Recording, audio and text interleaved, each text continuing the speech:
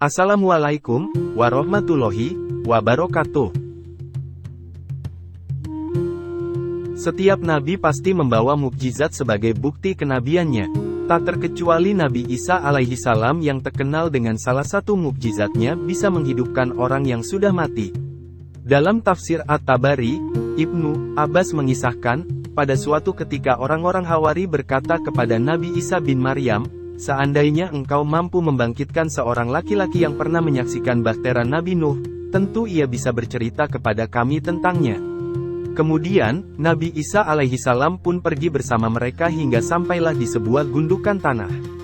Kemudian Nabi alaihi salam mengambil segenggam tanah darinya, seraya berkata, "Apakah kalian tahu segenggam tanah ini?" Mereka menjawab, "Allah dan Rasul-Nya lebih mengetahui." Nabi menerangkan, "Ini adalah Ka'ab bin Nuh." Sang Nabi alaihi salam lantas memukul gundukan tanah tadi dengan tongkatnya, sambil berkata, "Bangunlah atas izin Allah." Tiba-tiba bin Nuh bangkit sambil menggoyang-goyangkan tanah yang ada di kepalanya yang sudah beruban. Kemudian Nabi Isa bertanya kepadanya, "Apakah seperti itu keadaanmu saat meninggal?" Ia menjawab, "Tidak, saat meninggal dunia, justru aku masih muda.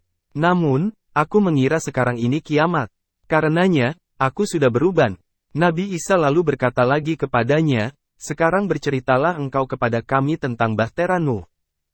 Pun kemudian bercerita, panjangnya bahtera Nuh 1200 hasta dan lebarnya 600 hasta. Ia terdiri dari 3 lantai. Lantai pertama berisi hewan peliharaan dan hewan liar, lantai kedua manusia, dan lantai ketiga burung.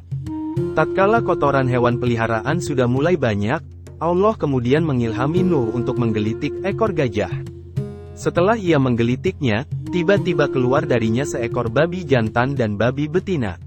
Sepasang babi itu kemudian menyapu bersih kotoran-kotoran tersebut. Tak lama kemudian, masalah lain datang. Beberapa ekor tikus muncul menggerogoti tali-tali kapal. Allah akhirnya kembali mengilhami Nuh alaihi salam untuk memukul bagian di antara 2 mata singa. Tiba-tiba keluar dari lubang hidungnya seekor kucing jantan dan kucing betina. Kedua kucing itulah yang memangsa tikus-tikus tersebut. Isa alaihi salam juga bertanya kepada bagaimana Nuh mengetahui negeri-negeri yang sudah tenggelam? Bin Nuh menjawab, beliau mengutus burung gagak untuk memberi kabar kepada dirinya. Sayangnya, dalam menjalankan tugas, gagak mendapati bangkai sehingga asyik memakannya. Nabi Nuh alaihi salam berdoa agar gagak dihantui ketakutan. Akibat rasa takutnya itu, gagak tidak senang memiliki sarang. Untuk menjalankan tugas yang sama, Nabi Nuh alaihi salam kini mengutus burung merpati. Berbeda dengan gagak, merpati mengemban tugasnya dengan baik. Ia pulang membawa daun zaitun di paruhnya dan tanah liat di kedua kakinya.